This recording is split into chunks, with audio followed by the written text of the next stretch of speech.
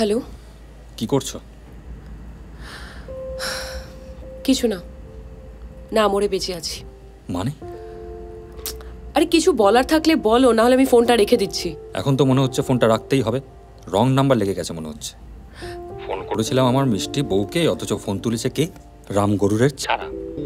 কি? হ্যাঁ, ওই কথাতে আছে না, রাম গরুরের ছানা হাসতে তাদের মানা, হাসির কথা বললে পরে হাসবো নানা নানা। আচ্ছা, হ্যাঁ, কারণ আমার বউ তো বেশ হাসি খুশি এবং তার সঙ্গে হার্ড ওয়ার্কিং। তাই বস বকে থাকলেও আমি জানি সে পরের দিন ডাবল কাজ করে প্রমাণ করে দেবে যে বস ওয়াজ রং। তুমি কি করে জানলে? সব খবর চলে আসে, টেলিপ্যাথির জোর আছে তোমার বরের। তাই ভাবলাম আমার এই ব্যস্ততার মধ্যে আমার এই মিষ্টি সুন্দর বউটাকে তো কোথাও হানিমুনে নিয়ে যাওয়া হয়নি, তাহলে একটা পার্টিতে তো নিয়ে যাওয়া যায়, কি বলো? কোন পার্টি? অমর্ত্য আর তার ওয়াইফের first marriage anniversary, and we are invited. কবে? এই কামিং সানডে। তোমার ছুটি আছে তো? হ্যাঁ, যাওয়াই যেতে পারে, অ্যাটলিস্ট কোথাও বেরোনো হবে। হ্যাঁ, শুধু একটাই চিন্তা। কি আবার হলো? ওই মাকে নিয়ে। আসলে মার শরীরটা কদিন ধরে খুব একটা ভালো যাচ্ছে না তো। তারপর এই শরীর নিয়ে বাচ্চাদের টিউশনি পড়ে যাচ্ছে। তাই আমরা যদি না থাকি, যদি কিছু বাড়াবাড়ি হয়ে যায়, তাই। আচ্ছা, ঘন্টা খানেকের জন্য যাবে, সেটাতে আবার বাড়াবাড়ি হওয়ার কি আছে? না, তবুও একবার মায়ের শরীরের অবস্থাটা দেখিনি, বুঝলে? যদি সেরকম দেখি তাহলে মনে হয় না আমাদের যাওয়াটা হবে। তাহলে আমাকে ফোনটা করতে গেলে কেন? তোমার মায়ের পারমিশন নিয়ে নিলেই হতো।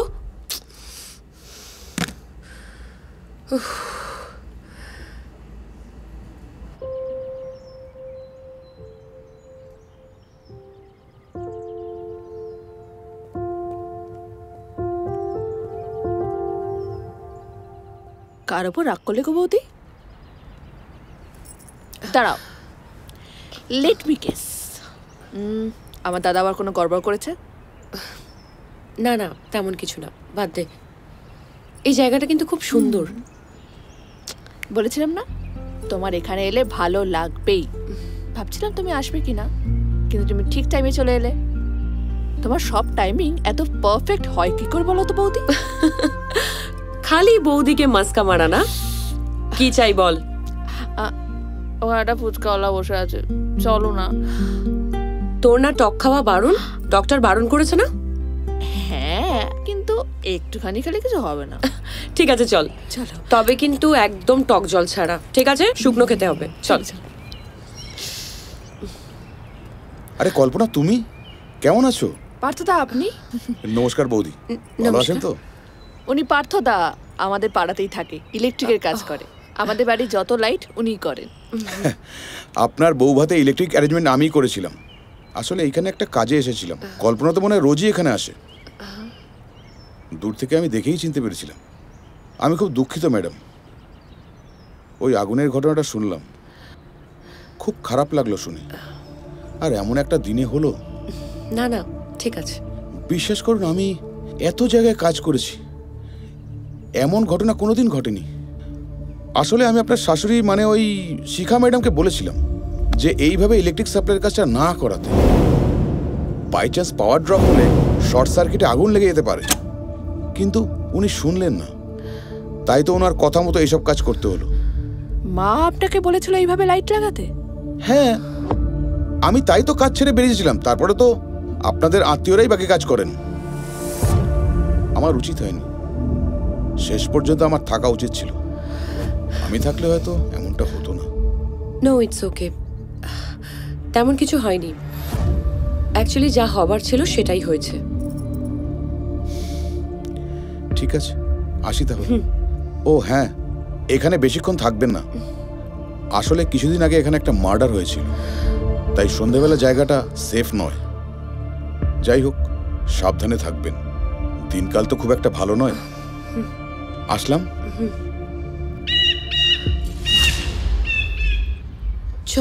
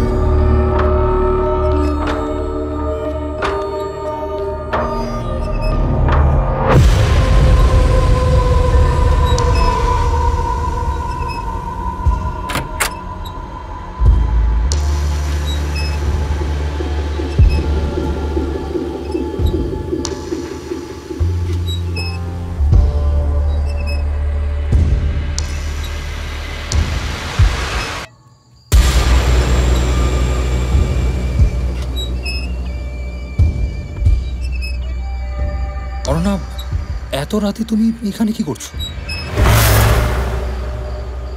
আমার দিনের থেকে রাত বেশি ভালো লাগে। কি সব বলছো তুমি এগুলো? অনেক রাত হয়েছে, চলো ঘরে চলো, চলো ওঠো, চলো চলো।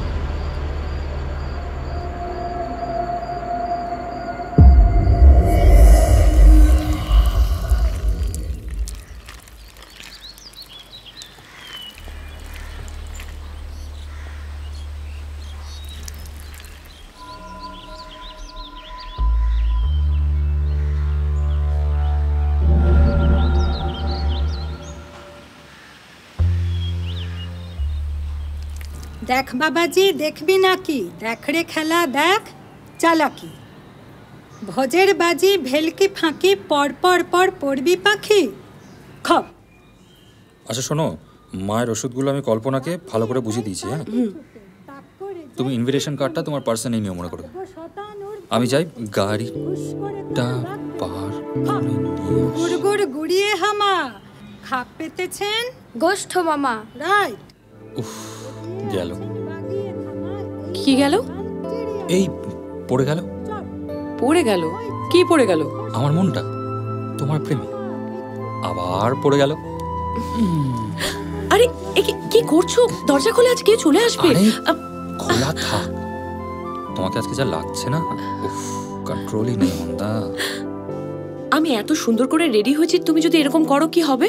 ঠিক আছে, বরের জন্য না হয় তুমি আরেকবার সুন্দর করে রেডি হলে, তো কি হয়েছে?